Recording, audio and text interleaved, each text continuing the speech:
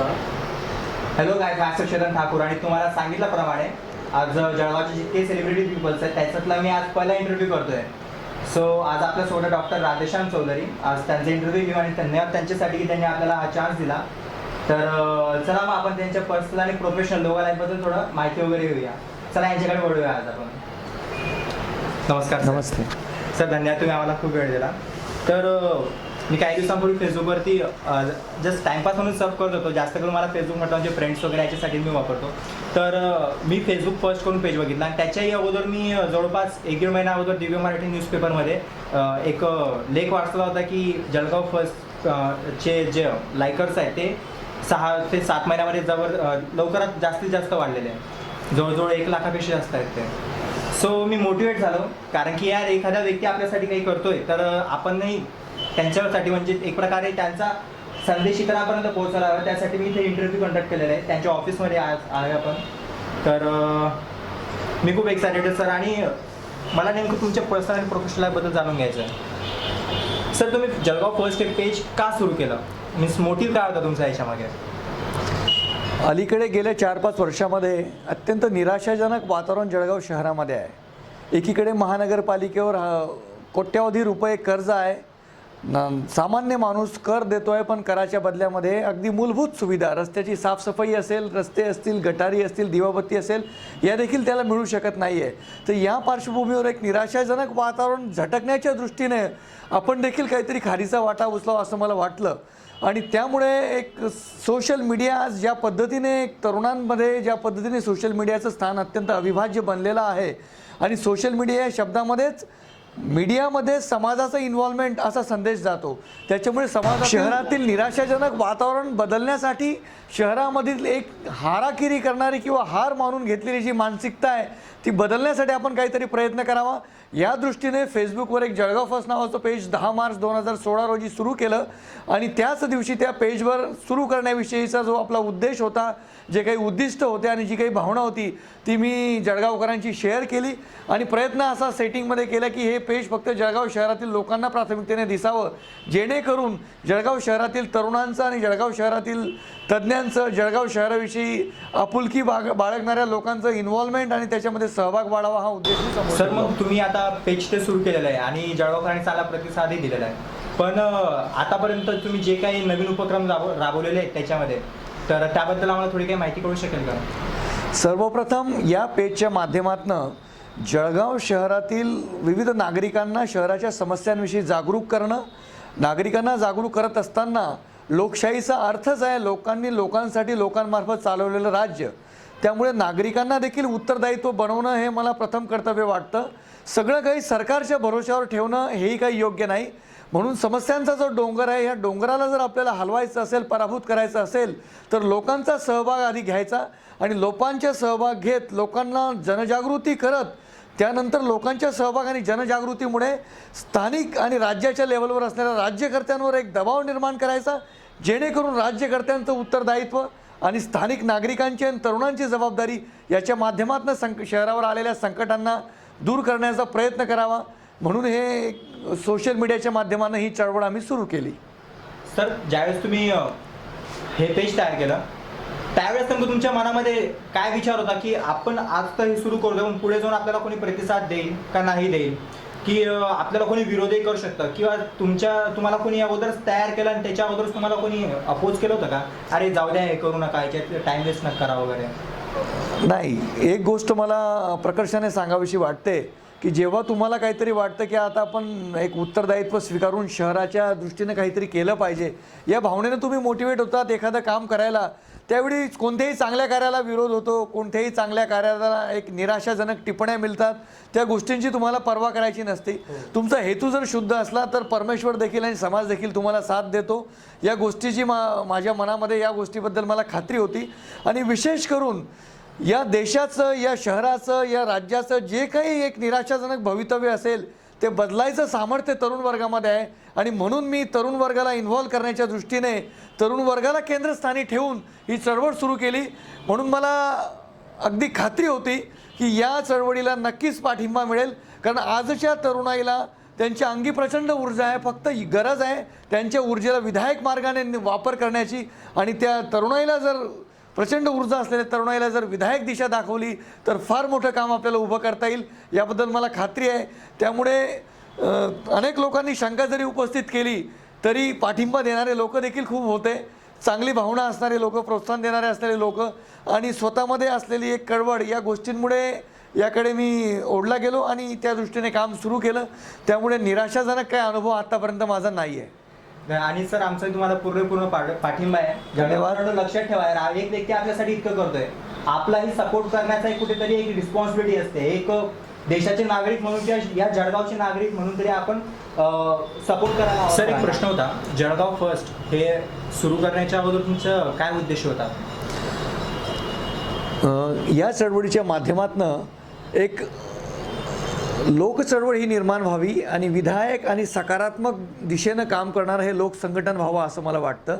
मूलभूत सेवा आणि सुविधा ज्या आहेत, विविध विकास कामे जे आहेत, त्या विकास कामे गुणवत्तापूर्ण व्हावी, ते दिलेल्या वेळेमध्ये ते पूर्ण व्हावे, जेणेकरून जळगावकर नागरिकांना त्यांच्या हक्काच्या मूलभूत सुविधा चांगल्या गुणवत्तेने मिळतील, हा एक मूलभूत उद्देश यामध्ये होता. आणि त्याचबरोबर जे काही राज्यकर्ते आहेत त्यांना देखील त्यांच्या जबाबदारीची जाणीव करून देणे आणि लोकांचा सहभाग वाढवणे, विशेष करून तरुणांना एक माझं आवाहन होतं की जो काही बदल तुम्ही घडवू इच्छितात त्या बदलाचा तुम्ही भाग झाल्याशिवाय तो बदल घडणार नाही. Be a part of change you want, या उद्देशानेच एक तरुणांना सोबत घेऊन एक लोकचळवळ सुरू केली मी आहे असं मला म्हणायचं आहे. सर मग याने तुम्हाला ज्यावेळेस तुम्ही कुठला पहिला उपक्रम तुम्ही कोणता चालवला होता याच्यामध्ये? सर्वप्रथम फेसबुकच्या माध्यमातून एक जग जे आहे इंटरनेटमुळे एक छोटं खेळं बनलं आहे. तर फेसबुकच्या माध्यमातून घरी बसल्या बसल्या आपले विचार हजारो लोकांपर्यंत पोचवायचे, हा पहिला उद्देश होता. आणि त्या ठिकाणी एक लक्षणीय असा सपोर्ट, लक्षणीय असा समूह निर्माण झाला की मग त्या समूहाशी प्रत्यक्षरित्या आपण बोलायचं आणि मग शहरातील विविध समस्यांबद्दल त्या समूहांकडनं माहिती घ्यायची आणि त्या समस्यांच्या दृष्टीनं फक्त चर्चा न करता फ्लोअरवर, जमिनीवर काहीतरी काम करून दाखवावं, अशा पद्धतीचा आम्ही एक मार्ग तय केलेला होता. तर त्या दृष्टीने पहिल्या 3 महिन्यामध्ये या पेजला जवळपास 1.25 लाख व्ह्यूवर्सने बघितलं होतं आणि 5,000 लाईक्स या पेजला पहिल्या 3 महिन्यात मिळाले. त्यामुळे आमचा आशा प्रफुल्लित झाल्या. आणि तदनंतर मग 3 महिन्यानंतर आम्ही शहरातले जे महत्त्वाचे विषय होते, शहरातील साफसफाई, त्यामुळे साफसफाई न झाल्यामुळे शहरात वाढलेली रोगराई, शहरामध्ये आजारी पडलेला MIDC, तदनंतर शहरामध्ये प्रचंड प्रमाणावर रोजगाराच्या नव्या संधींचा अभाव जो दिसला, त्यामुळे हजारोच्या संख्येनं तरुण कौशल्य प्राप्त करतायत परंतु रोजगारासाठी ते शहराच्या बाहेर जात आहेत, मुंबई पुण्यासारख्या मोठ्या शहरांकडे वळत आहेत. तर अशा प्रकारे समस्या संकलित करणे, त्या समस्यांवर काय उपचार आहे त्या उपचाराचं तज्ज्ञांकडनं मार्गदर्शन घेणे आणि मग ते उपचाराच्या बद्दल प्रबोधन फेसबुकच्या माध्यमातून झाल्यानंतर ॲक्च्युअल ग्राउंडवर त्यावर काम करायचं, असं 3 टप्प्यांमध्ये आम्ही या संघटनाचं काम पुढे नेलेलं आहे. तर पहिल्या 3 महिन्यामध्ये लोकांपर्यंत ॲक्सेस, तदनंतर दुसऱ्या 3 महिन्यामध्ये समस्यांचं काही एक जजमेंट घेत आपण प्रत्यक्ष काय करू शकतो आणि मग 6व्या महिन्यानंतर आम्ही प्रत्यक्षरित्या शहरामध्ये विविध ठिकाणी साफसफाईच्या मोहिमेवर राबवून या चळवळीला फक्त चर्चेचं माध्यम न ठेवता, एक चर्चेचा मंच न ठेवता प्रत्यक्ष कृतीच्या माध्यमाने लोकांपर्यंत नेलेला. तुम्ही अजून काय काय नवीन राबवलेलं आहे? शहरामध्ये गणेश विसर्जनानंतर शहराचं वैभव समजला गेलेला मेहरूणचा तलाव जो होता, तिथं प्रचंड प्रमाणावर त्या गणेश मूर्तींच्या विसर्जनामुळे, हजारो गणेश मूर्तींच्या विसर्जनामुळे एक पाण्याचं प्रदूषण झालं होतं. त्याचप्रमाणे निर्माल्य जे होतं ते काठावर आणि जस्ट गणेश घाटाच्या त्या एरियामध्ये पडलेलं होतं. एक अनेक टन निर्माल्य तिथं पडलेलं होतं. त्यामुळे एक वायू प्रदूषण होतं, दुर्गंधी येत होती आणि बाजूला पाण्यामध्ये त्या मूर्त्यांचं विसर्जन, POP असेल, गवत असेल, बांबू असेल, त्या कुजल्यामुळे पाण्याचं प्रदूषण होत होतं. म्हणून आम्ही शहरातील प्रमुख महाविद्यालयांना आवाहन करीत राष्ट्रीय सेवा योजनेच्या माध्यमातून 400-500 युवकांना एकत्र करत 25 सप्टेंबरला पहिली एक मोहीम राबवली. त्या ठिकाणी 8 ट्रॅक्टर्स निर्माल्य त्या मेहरून तलावाच्या पाण्यामधून, गणेश घाटातून काढून ते आम्ही विल्हेवाट त्याची लावली आणि जे काही जैविक कचरा होता तो जैविक कचरा, घनकचरा एका ठिकाणी आणि जो प्लास्टिकचा कचरा होता तो दुसऱ्या ठिकाणी, अशी शास्त्रीय पद्धतीने त्याची आम्ही विल्हेवाट लावली आणि जवळपास 8 ट्रॅक्टर्स कचरा आम्ही तिथून साफ केला. तदनंतर जे एक डेंग्यू आणि मलेरियाच्या प्रचंड साथीने शहरामधलं वातावरण अस्वस्थ झालं. शहरामध्ये साफसफाई नव्हती. म्हणून युवा क्रांती प्रतिष्ठान असेल, नेचर क्लब असेल, युवा प्रतिष्ठान असेल विविध युवकांच्या संघटनांना विश्वासामध्ये घेत त्यांना आवाहन करत गणेशवाडी असेल, ईश्वर कॉलनी असेल, खोटेनगर एरिया असेल, जुना हायवे, देवरामनगर अशा विविध भागामध्ये साफसफाईची मोहीम युवकांना घेत आम्ही राबवली आणि त्या ठिकाणी कचऱ्याचं जे काही आहे ते निराकरण त्या समस्येचं करण्याचा प्रयत्न केला. तदनंतर बसस्टँडवर एक प्रचंड प्रमाणामध्ये कचरा आणि घाणीचं साम्राज्य होतं.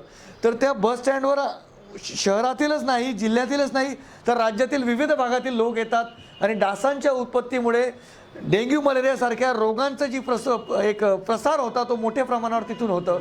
म्हणून त्या ठिकाणी आम्ही एक मोहीम राबवली आणि एका रविवारी जवळपास 6 ट्रॅक्टर्स तिथली सर्व गवताची घाण, प्लास्टिक वगैरे सगळं साफ करत त्या ठिकाणी आम्ही ते कचरामुक्त नवीन बसस्टँड केलं, जेणेकरून डेंग्यू मलेरियाच्या साथीला रोखण्यासाठी एक खारीचा वाटा जळगाव फर्स्टनं युवकांच्या माध्यमानं, युवकांच्या ताकदीच्या माध्यमानं उचलला आहे असं मला अभिमानाने म्हणावंसं वाटतं. सर, ज्यावेळेस तुम्ही हे उपक्रम राबवत होते त्यावेळेस तुम्हाला कोणी अपोज केलं होतं का? अपोज नाही केलं, परंतु हजारो लोकांना आव्हान केल्यानंतर शेकडो जागरूक आणि संवेदनशील तरुण त्या ठिकाणी आले याचं मला समाधान आहे.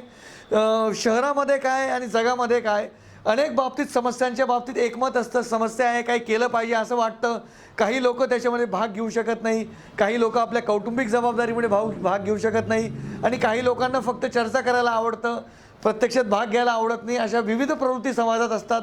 त्यामुळे त्या गोष्टींकडे आपण फारसं लक्ष न देता, त्यामुळे फारसं डिस्टर्ब न होता जे काही सहभाग घेतात, जे काही संवेदनशील तरुण तुमच्या मदतीला तयार आहेत त्यांच्या सोबतीचा आनंद तुम्ही उपभोगला पाहिजे आणि त्यांच्यासोबत श्रमदान करत घाम गाळत शहराच्या दृष्टीने काहीतरी ठोस केलं पाहिजे हे मला आनंददायी अनुभव. सगळ्यात जास्त काय गोष्ट आवडते जळगावमध्ये? चांगल्या लोकांची संख्या, प्रतिभावंत तरुणांची संख्या आणि जळगावसाठी तळमळ आणि कळकळ असणाऱ्या जळगावकर नागरिकांची संख्या ही प्रचंड मोठ्या प्रमाणात आहे. गोष्ट आहे त्या सगळ्यांना एकत्र करून एक मोठा फोर्स करून त्या गोष्टीला चालना देण्याची एक आवश्यकता आहे. तेवढं छोटंसं काम मी करतो आहे. मला पूर्ण खात्री आहे जळगाव शहरामध्ये स्वतःचं योगदान देण्यासाठी, शहराबद्दल तळमळ असण्यासाठी आणि शहराचा चेहरा मोहरा बदलण्याची भावना असणाऱ्या लोकांची संख्या ही फार मोठी आहे आणि हा एक मोठा आशेचा किरण, ही एक फार मोठी जमेची बाजू मला वाटते. त्याबद्दल मी अत्यंत आश्वस्त आहे. आणि सर, आपल्या जळगावबद्दल तुम्हाला सगळ्यात वाईट कुठली गोष्ट वाटते? जळगावमध्ये एक राजकीय अनास्था आहे, एक राजकीय इच्छाशक्तीचा अभाव आहे. त्यामुळे उद्योग वाढण्यासाठी आपल्याला रेल कनेक्टिव्हिटी आहे, रोड कनेक्टिव्हिटी आहे, एअरपोर्ट आहे, पाण्याचा मुबलक साठा आहे. एवढं सगळं काही उद्योगांना पूरक असं वातावरण असताना देखील जळगावमध्ये उद्योग वाढू शकले नाही. याला कारण राजकीय अनास्था, राजकीय इच्छाशक्तीचा अभाव आणि श्रेय घेण्याची जी काही एक जीवघेणी आणि केविलवाणी स्पर्धा एक राजकीय क्षेत्रामध्ये आहे ती अत्यंत निराशाजनक गोष्ट एक जळगावमध्ये आहे आणि त्या गोष्टीवर आपण सांघिकरित्या एकत्र येऊन मात केली पाहिजे असं मला वाटतं. आणि सर, तुम्ही आपल्या प्रोफेशनल आणि पर्सनल लाईफमध्ये कशा प्रकारे जगल करता? कारण की आधी तुम्हाला कधी हॉस्पिटलला रात्रभर जागा राहून पेशंट्सकडे लक्ष द्यावं लागतं, मग तुम्ही फॅमिलीला वेळ कसा देतात आणि सोशल वर्क कसं करतात मॅनेज? तिघही गोष्टी एक सोबत तुम्ही कशा प्रकारे मॅनेज करता? बघा, व्यावसायिक जीवन, पारिवारिक जीवन आणि सामाजिक जीवन या तिन्ही गोष्टींची सरळ मिसळ आपण टाळली पाहिजे. आणि असं म्हणतात इच्छा असेल तर मार्ग दिसेल. तुम्हाला सामाजिक काम करायची इच्छा असेल तर वेळेचं तुम्हाला नियोजन करावं लागेल. वेळेचं नियोजन करून तुम्ही परिवाराचा वेळ मॅनेज करून, तुमच्या व्यवसायाचा वेळ मॅनेज करून समाजसेवेसाठी वेळ दिला पाहिजे. नाही काही तर दिवसातले 2 तास, नाही काही तर आठवड्यातले 4 तास तरी समाजासाठी आणि शहरासाठी दिले पाहिजे, ही भावना मी बाळगतो. त्याच्यामुळे इच्छा असेल तर मार्ग दिसेल. प्रश्न फक्त आहे वेळेचं नियोजन करणे आणि वेळेचा सदुपयोग करणे. आणि सर, समोरच्या व्यक्तीला तुम्हाला काही मेसेज द्यायचा आहे की जेणेकरून त्यांनी आपल्या आयुष्यातला थोडासा वेळ एक सोशल वर्क करण्यासाठी द्यायचा आहे, तर तुम्ही काय सांगू इच्छिता त्याबद्दल? मला असं वाटतं की समाजामध्ये वावरत असताना आपल्या व्यक्तिगत भावना, व्यक्तिगत स्वप्न पूर्ण करा, व्यक्तिगत जबाबदाऱ्या पूर्ण करा, परंतु आपलं समाजाप्रती देखील काही देणं लागतं, आपलं या शहरासाठी, आपल्या या देशासाठी देखील देणं लागतं. ही भावना तुम्ही जिवंत ठेवली पाहिजे आणि फुल ना फुलाची पाकळी तुमच्या आयुष्यातलं, तुमच्या कमाईतलं, तुमच्या टॅलेंटमधलं काही ना काही तुम्ही शहरासाठी आणि समाजासाठी अर्पण केलं पाहिजे असं मला वाटतं. कारण जे काही तुम्ही समाजाला अर्पण करतात ते कोणत्या ना कोणत्या रूपाने तुमच्याकडे निश्चित परत येतं, ते कधीही वाया जात नाही. म्हणून आपण चांगल्या भावनेनं काम केलं पाहिजे. कर्मण्यवादी कारस्ते मा फलेषु तदाचनम या गीतेच्या तत्वानुसार आपण काम केलं आणि समाजाला काहीतरी अर्पण केलं तर त्याचं नक्कीच आपल्या आयुष्यामध्ये काही नाही मिळालं तरी एक समाधान तुम्हाला मिळेल असं मला वाटतं. आणि आपल्या स्वतःच्या भविष्य ज्या ठिकाणी आपण राहतो तर त्या ठिकाणाच्या चांगल्या म्हणजे स्वतःच्या भवितव्यासाठी आपल्याला सुद्धा काहीतरी. सर, जळगावच्या यूथसाठी तुम्हाला काय मेसेज द्यायचा आहे? फक्त जळगावच नाही, पूर्ण भारतामध्ये 16 ते 40 वयोगटातील तरुणांची संख्या जवळपास 55 कोटी आहे. म्हणजे देशाची अर्धी लोकसंख्या ही तरुणांची आहे. म्हणून देशाचं भवितव्य बदलण्याची, देशाला महासत्ता करण्याची शक्ती या युवक वर्गामध्ये आहे आणि त्याच प्रकारची शक्ती जळगावच्या तरुणांमध्ये देखील आहे. जळगावचं जे काही सध्या निराशाजनक वर्तमान आहे त्या वर्तमानाला जर आशादायी, आल्हाददायी आणि अभिमानास्पद भविष्यामध्ये बदलायचं असेल तर जळगावच्या तरुणाईने रस्त्यावर आलं पाहिजे. जळगावच्या तरुणाईने आपल्या शहरासाठी काहीतरी करण्यासाठी पुढे आलं पाहिजे असं मला वाटतं. जळगावच्या तरुणांना मी एक आव्हान करू इच्छितो. मित्रांनो, तुम्हाला जर आदर्श कुणाला करायचं असेल तर सिनेमात धांगडधिंगा करणाऱ्या नटनट्यांना करू नका. श्रीमंताचा पैसा उडवणाऱ्या एखाद्या मोठ्याच्या मुलाला आपण आदर्श मानू नका. तुम्हाला आदर्श मानायचा असेल तर 16व्या वर्षी आपल्या बालसवंगड्यांना सोबत घेत रायरेश्वराच्या गडावर स्वराज्याची स्थापना करणाऱ्या छत्रपतींचा आदर्श घ्या.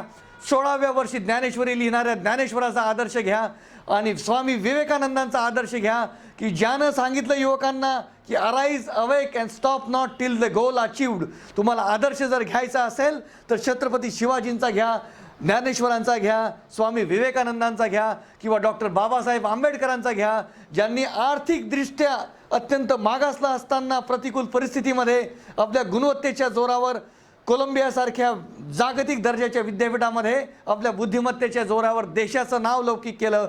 आदर्श घ्यायचा असेल तर 23व्या वर्षी भारताच्या स्वातंत्र्य लढ्यासाठी बलिदान देणाऱ्या भगतसिंगांचा घ्या.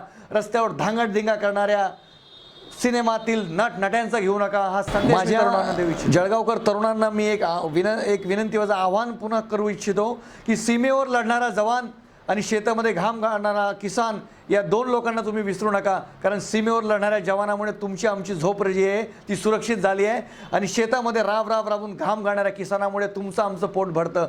म्हणून मित्रांनो, आयुष्यामध्ये नेहमी सीमेवर लढणाऱ्या जवान आणि शेतामध्ये घाम गाळणाऱ्या किसानाप्रती आपली कृतज्ञता फक्त व्यक्त करू नका, पण त्यांच्यासाठी जे काही करायची तुम्हाला आयुष्यामध्ये जे काही तुम्हाला करता येईल किंवा करावंसं वाटेल ते करण्यासाठी मागे पुढे बघू नका असं मी तुम्हाला एक या दृष्टीने प्रकर्षाने सांगू इच्छितो. सो गाईज, इथं डिस्क्रिप्शनमध्ये खाली कॉर्नरला तुम्ही चॅनलला सबस्क्राईब करू शकता. तुम्हाला एक रेड कलरचं हे दिसेल किंवा तुम्ही खाली जाऊन सुद्धा सबस्क्राईबवरती तुम्ही क्लिक करू शकता. आणि सोबत डिस्क्रिप्शनमध्ये मी जळगाव फर्स्ट पेजचे लिंक दिलेली आहे, तुम्ही त्याला नक्कीच लाईक करा. कारण की जेव्हा कुठेही आपला नवीन उपक्रम वगैरे राबवायचा असेल तर तुम्हाला लगेच तुमच्या मोबाईलवरती नोटिफिकेशन मिळेल.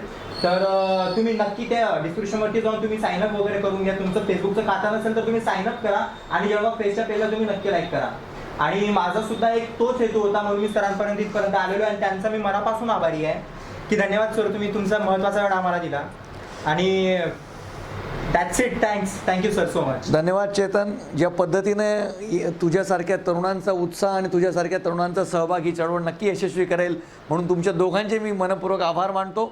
या चळवळीला आपण जळगाव शहरातील प्रत्येक युवकापर्यंत पोहोचवा आणि प्रत्येक युवकाला जागे करून त्याला त्याच्या शहराप्रती असलेल्या योगदानासाठी सज्ज करा एवढी अपेक्षा आणि विनंती तुम्हाला करतो. धन्यवाद. मी आजच्या दिवशी संपूर्ण जळगावकर तरुणाईला आवाहन करू इच्छितो की जस्ट सिम्पल नॉलेज नावाचं जे काही आपल्या या 2 तरुणांनी एक यूट्यूब चॅनल सुरू केलं आहे, या यूट्यूब चॅनलला जळगाव शहराशी संबंधित विविध घडामोडी असतील, विविध चळवळी असतील किंवा शहरासंबंधी विविध उपक्रमांची माहिती असेल, त्या दृष्टीने आपण जास्तीत जास्त लाईक करून या चॅनलला सबस्क्राईब करा, जेणेकरून आपल्या जळगावचे युवक जळगावचं नाव जागतिक पटलावर नेतील आणि त्यामध्ये तुमचा आमचा देखील हातभार लागेल. म्हणून मी सर्व तरुणाईला आवाहन करतो की या चॅनलला जास्तीत जास्त सबस्क्राईब करा आणि शहराच्या वाढीच्या दृष्टीनं, शहराचा नावलौकिक वाढवण्याच्या दृष्टीने आपलं देखील योगदान करा, जेणेकरून आपलं शहराचं नाव जागतिक पटलावर येण्यासाठी वेळ लागणार नाही.